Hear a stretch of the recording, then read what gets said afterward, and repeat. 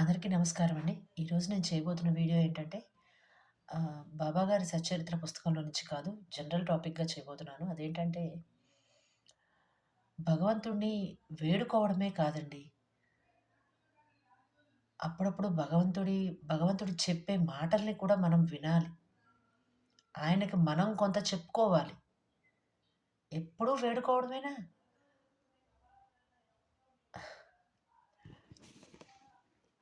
Late చేయకుండా వీడియోలోకి వెళ్ళిపోదామండి. శ్రీమాత్రే నమః! శ్రీ గురుభ్యో నమః!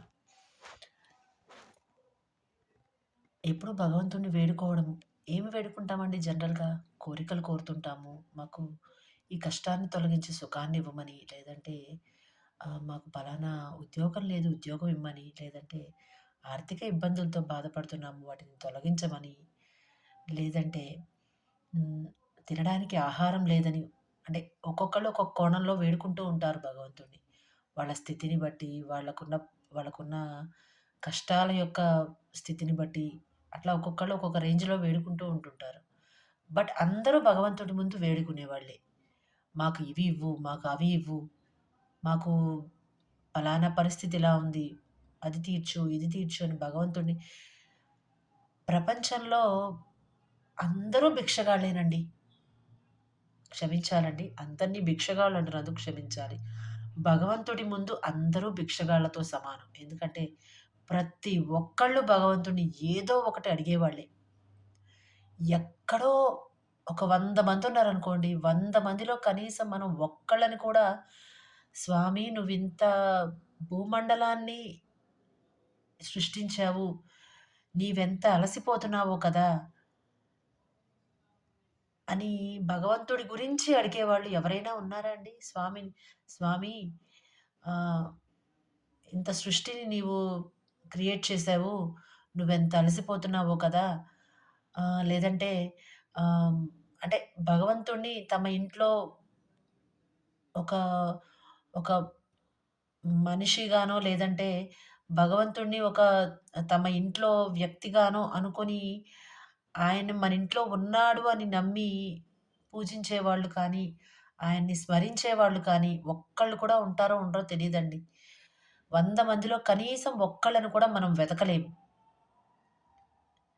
కోట్లు సంపాదించే వాళ్ళు కూడా కోట్లు, లక్షలు లేకపోతే వేల మిలియన్‌లు సంపాదించే వాళ్ళు కూడా మాకు ఫలానా ఇది కావాలి, ఫలానా అది కావాలని కోరతారు.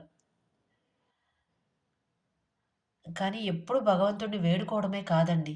అప్పుడప్పుడు భగవంతుడికి మనం కృతజ్ఞతలు కూడా చెప్పాలి. ఈ జీవితాన్ని మనకి ప్రసాదించినందుకు కృతజ్ఞతలు దేవా అని పొద్దున లెగిచి కళ్ళు తెరుస్తున్నాము అంటే గనక అది భగవంతుడు మన గుండెల్లో ఊపిరిని మిగిల్చి ఉంచడం వల్లనే మనం బ్రతికున్నాము. అందుకు గాను కృతజ్ఞతలు చెప్పొచ్చు. మనకి ఇప్పుడు భోజనం చేస్తున్నాము అంటే మనకి అది జీర్ణమవుతుందంటే గనక కృతజ్ఞతలు చెప్పుకోవచ్చు. లేదు మన సమయానికి మనకి భోజనం అందుతుందంటే గనక దానికి కూడా మనం కృతజ్ఞతలు ఆయనకి చెప్పుకోవచ్చు. ఇంకా చెప్పాలంటే ఇప్పుడు ఆ భోజనాన్ని మనకెవరు అందిస్తున్నారండి?